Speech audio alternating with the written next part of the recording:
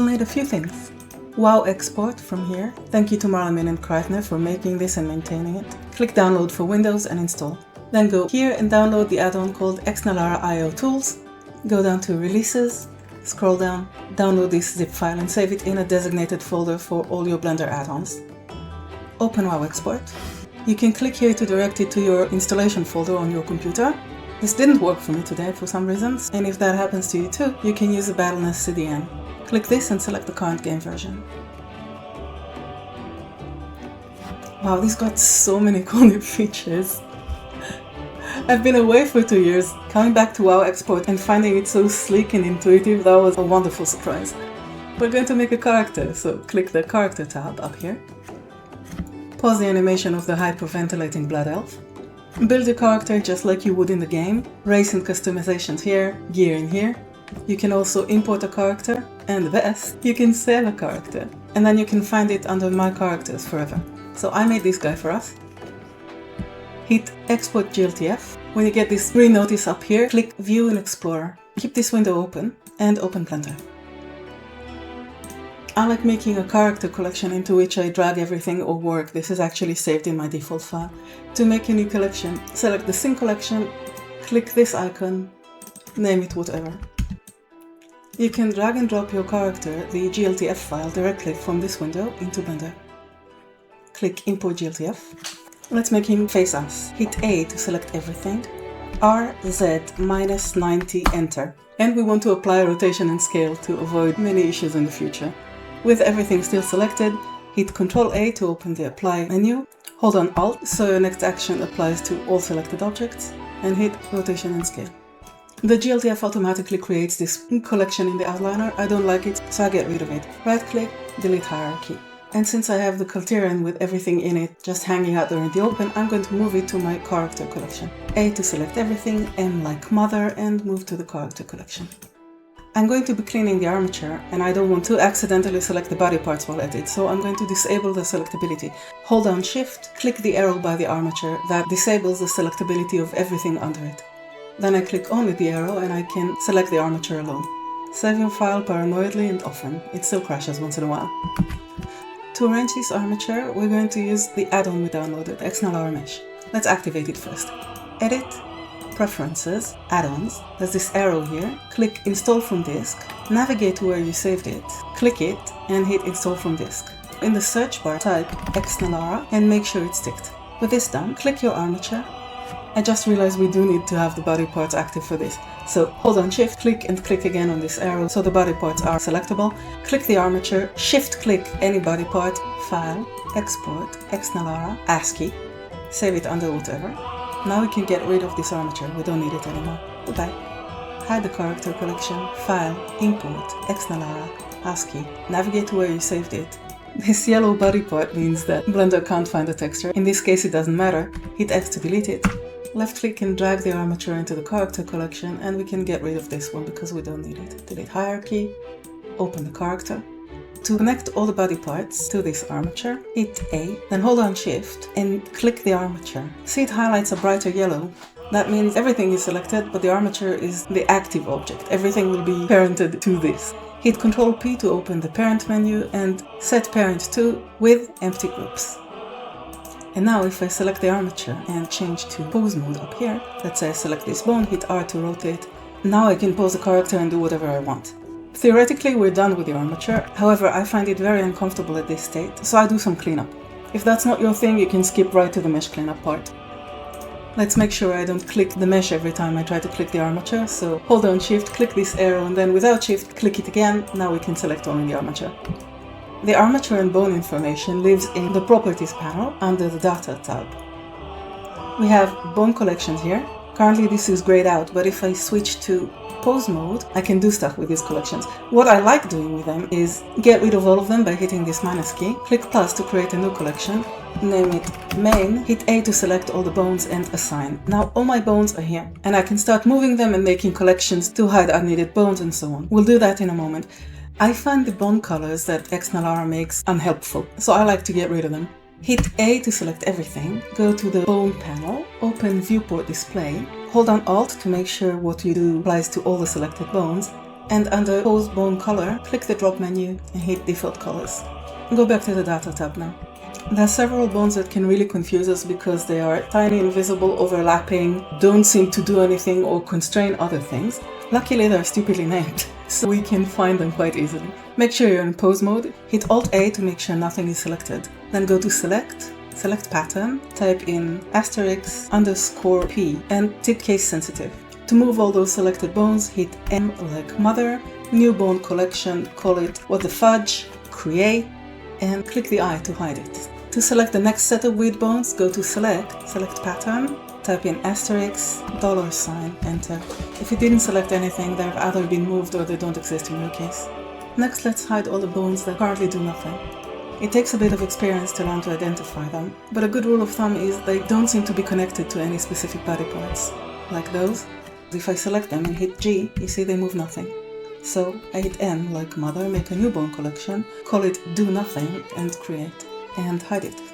So let's again select the bones that look suspicious, hit G to move them, and if they don't move anything, move them as well to the Do Nothing collection. I selected something that does move his belly. Let's remove that from selection. Yep, that's the belly bone. I sometimes find that sorting the armature is easier done in solid view, so click here. There's all those random bones at the center. I find they don't do much, so just left click and drag over them, move it to the Do Nothing collection. And now we have a couple of obvious ones. These are the cape and tabard. You'll be needing those if your character has a cape and a tabard, but since I don't, I like moving it to a new collection and I call it gear. Two more bones here that are useless. Next, let's fix those bones which are weirdly positioned. If we select this one in pose mode and hit R to rotate it, we can see it moves the hand, but the position is really unintuitive, so let's hit Tab to go to edit mode, select the tip, hit G and move it here, left click to confirm. Same with this one, and back in edit mode, this bone moves the forearm, so let's hit Tab to go to edit mode, select the tip and move it here. The next commonly confusing thing with armature is twisty bones. See, this bone, for example, moves the arm, but this tiny bone, if I hit G to move it or R to rotate it, creates those twists.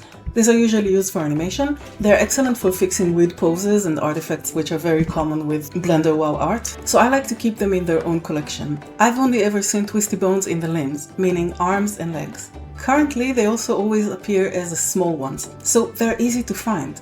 If we hide all the long bones in the arms and legs, and hit H to hide, these will be your twisty bones. So we can select them like that. You can move them to test this and get some nightmare material. M to move, new bone collection, twisty, create, Alt-A to deselect everything and hide them. I like to make this collection my second one, so I move it up with the arrows. Let's unhide all the limb bones we hid, Alt-H. Now this armature is looking much friendlier. In the hands there are the ring bones. I also like moving them to the gear, so select them, M and gear. Then the next confusing thing is tiny bones which are also misaligned. These usually happen in the fingers, tentacles for dry, long beards for dwarves and so on. If you select a finger bone and hit numpad period to zoom in on it, you can see it's actually a tiny annoying bone that is misaligned. It controls the tip of the finger, so let's make this a little friendlier. Hit Tab to go to edit mode, select the tip and straighten it. Do the same for all the others. Now this one is tricky. You see, it's not connected. I can't tell which part of it is supposed to be the head and which is the tail. And if I align it incorrectly, it's going to cause problems later. So in pose mode, go to the Data tab on the armature, select Viewport Display and change the display from stick to octahedral. This way we can see that the tip of the bone is this one. Tab to edit mode, select the tip, pull this down and do the same here. Don't forget to also align the fingers from this point of view. You can change your display to wireframe by clicking here, which makes it a little easier. Don't forget to do the same with the thumb bone, which is sneakily hiding in here, like so. Let's do the same on the other side. Let's save, switch to pose mode and test it. Select a bone, hit R to rotate, select another and another and another. The bones controlling the toes could also be a little more intuitively positioned. So let's select one, change the viewport display to octahedral to find where the tip is. My god, this is tiny. Go to edit mode, select the very end, switch to wireframe viewport shading, hit G and move it over there. Then do the same for the one on the other side. Change the shading, change the bone display back to stick, and now we have an armature we can actually work with. There's one more thing to do, and that's disabling auto IK on all the bones. It's something that happens automatically on Warcraft imported armatures, and it can cause unexpected behaviors. Let's display all the collections. Left click and drag on the eye icons. Hit Alt H to make sure nothing you've hidden before is hidden right now. Hit A to select everything, and open the null shelf by hitting N. Go to Tool. You see here? Auto IK? This is a culprit. Hold on Alt, left click that, and it's done. There's another issue that sometimes happens, and that is overlapping bones in the eyes. If I click the eye bone, it doesn't highlight. That happens because those bones are overlapping. There are 4 of them there. I can tell because if I hold down Alt and left click, I get a list. This one controls the upper eyelid. So let's go to edit mode and move it somewhere more intuitive. With this bone still selected, hit Tab to go to edit mode, G and Z to move it up. Go to pose mode, select the next bone. What does this do? It's the lower eyelid. Tab back to edit mode, move it over there. This one controls the entire eye socket, which is useful if you want to make the eyes bigger or smaller, but since that doesn't happen very often, I usually move it to another collection. Now we can control the eyelids and the eyeball. Now we can hide all the collections we don't need, and we have a nice clean and friendly armature. And that's the armature part done. We can hide it. Toggle on the selectability of the rest of the body by holding down Shift and clicking this arrow. I like to think of WoW models in 4 different categories. One is the body. The next is body parts that have a different shape because they have a bit of gear on them, like the boots here. Because if he was wearing a different bit of gear, this model would not look like that. So this is a simple boots geoset or something like that. So we have the body, we have the geosets. We have items which are not connected to the body at all, like this shoulder or weapons or buckles or all the headgear. And then we have collections. These are those cool things we've had for the past 5 years, I think, which are gear that is attached to the body but not a default geoset. They usually come in a collection. In this case, it's this, I don't know what, castle on his arms and the coat. So I prefer to sort these to different collections. Let's select those. Hit M to open the Move to Collection menu. Create new collection and call this Gear Collections. Create, collapse it and hide. This is so much nicer. Let's select everything here. This is shoulder. M to create a new collection and call this Items. Create, collapse and hide. In this guy's case, I don't think I'm going to make a different collection for the geosets. Now this guy is made out of 16 different objects, which is uncomfortable. We're going to join them, except for the hair. I like keeping the hair in a different item. So select the hair parts, hit Ctrl J to join them, rename this hair, and hide it for now. Everything else can go in the same collection. Hit A to select all, Shift left click on any body part to make it the active one, and Ctrl J to join. His eyes look scary because they have a layer of the Blizzard eye gloss. There's a way to fix it and get the eye gloss to work, but I don't want to get into it in this tutorial, so instead I'm just going to get rid of this layer. Hit Tab to go to edit mode, Alt A to deselect everything. Put your cursor over the milky zombie eye and hit L. If you're lucky, it selected the eye gloss and not the actual eyeball. You can test by hitting G and moving it. Let's hit X and delete vertices. Similarly here, L, move it to test, X, and delete vertices. If I go to edit mode, you can see that my guy is made of triangles. This is optimized for game engines, but can create visual issues in pictures and animation. The way to prevent that is to change those triangles to quad faces, meaning faces which are made of 4 vertices and not 3. To do this, hit Alt J, that runs the tries to quads operation. Before you do anything else, open this menu and tick all 5 of these. If you don't, it'll give you issues with the texture later. Let's handle the materials because they are looking funny. Let's rename this body. Go to the Properties panel, to the Material tab. This is where your materials live. I don't know if you can see it, but he seems to have this weird gloss. To fix that, you go to Surface, IOR, and pull it down to 1. If we show his hair, you can see that it also has the same issue, so click the hair and pull the IOR down to 1. And do the same for the collections. Select them, IOR 1. Next issue. This part of the collection is supposed to be transparent, not black. To fix that, we need to go to the material editor. Up here in the right corner, left click and drag. This creates another window. change this window through this drop-down to Shader Editor. From this drop-down, make sure you are on Object and select the object you want to fix. In our case, it's the bottom of the coat. In the 3D world, transparency is called alpha. So if this is our texture, you need to take the alpha and plug it into the alpha socket. That solves it. There's another issue here. You see this weird flickering on the cuff? This is created by the alpha channel. If I go to the alpha property of the texture and I change it from channel packed to none, it solves it. The problem is this disabled the transparency on everything that has this material. So I need to make a copy of this material where the alpha is active. I select the coat, go here to the material panel, and by the material name in here, there's a little number. This tells me how many users this material has in my file. Currently it's 2 users, the cuffs and the coat. If I click it, do you see it added a 001 here? This is now a different material. The cuffs do not have a 001, this one does. Which means, in this version only, if I change it from none to channel pack, I get my transparency back. We can now collapse this window. Now we get to items. How to add buckles, helmets, weapons, etc. It's all the same process. So I gave my guy a hat and a weapon. Let's export GLDF, view and explorer, and drag this into the file. I already have most of the stuff, so I can delete the rest. Select everything, RZ-90, enter to have him face me. Select everything and apply rotation, scale, and location in this case. So Ctrl A, hold on Alt, all transforms. So that leaves us with the shoulder, the hat, and the amazing weapon. I'm bringing in the belt. I didn't notice when I created this guy that this belt has attachments to it. These are the belt attachments. Here you can select the skin you want. Export GLTF, open and explore, and drop the GLTF in Blender. Select the armature, RZ-90, enter, select everything and apply rotation and scale, get rid of the armature. Now I've got all of those, let's start putting them on the character.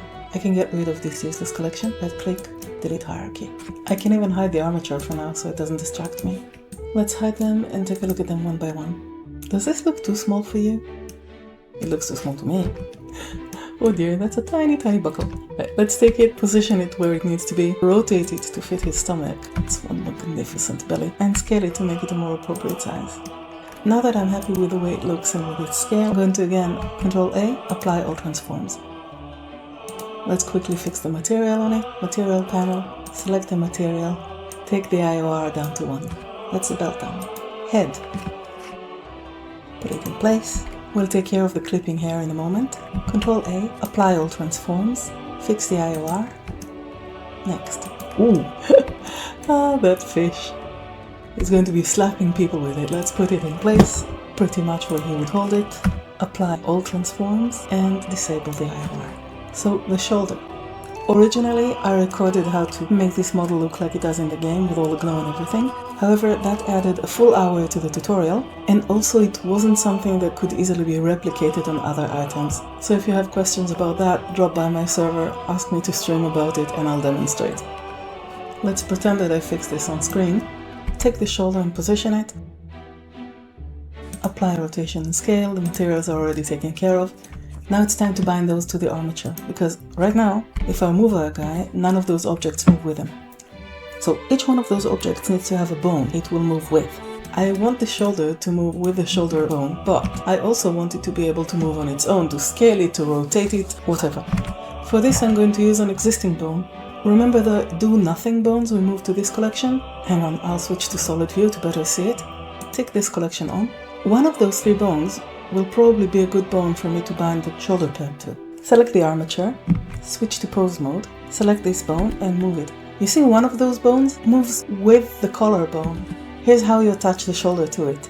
Keep it selected in pose mode, switch back to object mode, select the shoulder, select the armature, hit Ctrl P, which is the set parent to menu, and select bone. Meaning I set the shoulder pad's parent to be a bone. Which bone? The one that I had selected. And now I can move this. The shoulder pad moves with it, but I can also move the shoulder like that, which is very useful. Since this bone no longer does nothing, I'm going to move it to the gear collection. And gear. Similarly, let's find a bone to bind the hat to. If I move the head bone, this bone moves with it. Select the hat, select the armature, Ctrl P, bone. And voila.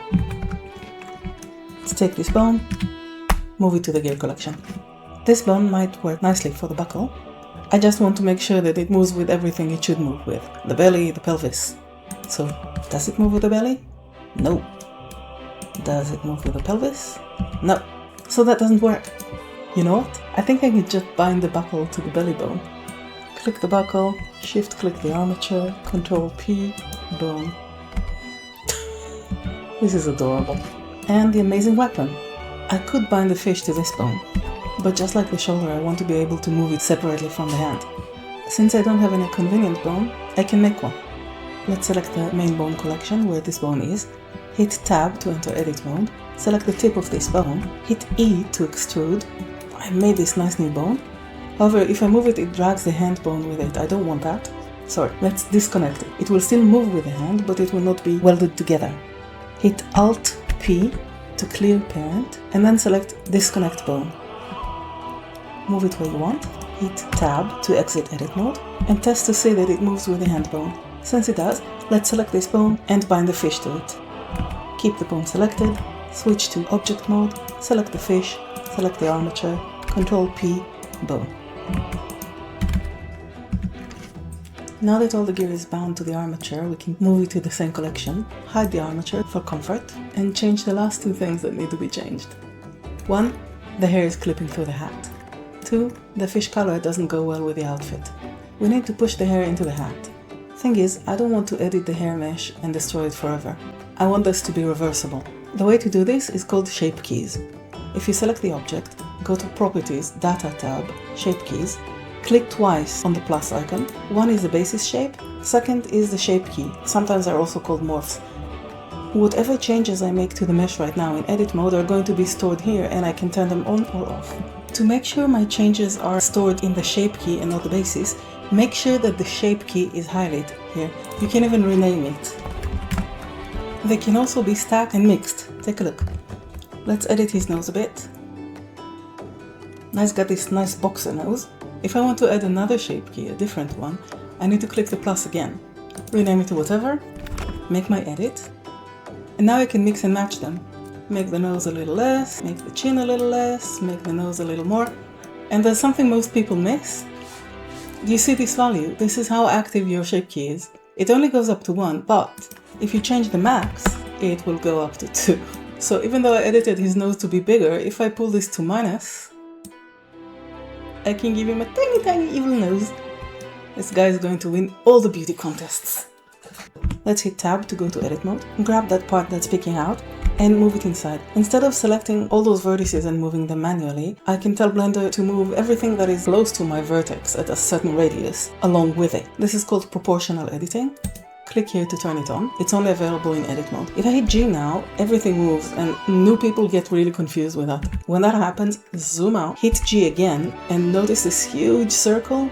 This is your AoE. You need to make it smaller. So hit G, and instead of moving things, scroll with your mouse wheel until it's small enough. Left click to confirm. Now you can hit G, scale this AoE to the size you want, and push the hair down into the hat. If I hide the hat, you see the hair mesh is not the same, but if I turn off the shape key, the hair is back to normal. I can also tweak this value and get everything in between. So bring back the hat, pull up the shape key, let's take a look at that fish. To change the color, we need to open the shader editor. So open a new window here. From the drop down, change it to the shader editor. Make sure this is an object. Make sure this is the correct material. All I want to change is the color. There are several ways to do it. One is adding a hue saturation node. Shift A, search, type in hue saturation, plonk that node here, and tweak the hue until you find something that works. Another option is the mix color node. Shift A, search, mix, and then make sure you take mix color, not mix shader or anything. Plonk it here. I want to mix the color of his coat for the fish to go well with it. So click here, this is the color that will be mixed into it. Take the eyedropper, select the color from here, pull the factor all the way to the end, and then play around with these options until you find something that might look okay. You can tweak the factor to control the amount of effect you want. I think I like the other option better. We can collapse this window now, left click on the top right corner, drag and release. That's it, our guy is ready. The tutorial is over, you don't need to watch from this point on. This is a personal note. So, I've been away from Blender and streaming and stuff for around 3 years. Part of it was for bad reasons, bad medical stuff, and part of it was for very good reasons, aka a new love, new life, family, feeling safe and happy, and that good part has been going on for 2 years now. I've never been happier in my life. I swear this is leading to something that's actually related to you. I've been away, I forgot how to get commissions. As in Blender pictures for people. Thing is, I don't create art for myself. The only thing that drives me enough to open Blender and make art is an obligation because I've been paid to do it. And then once I'm there, I have a blast. I really, really enjoy making Blender art. You probably noticed.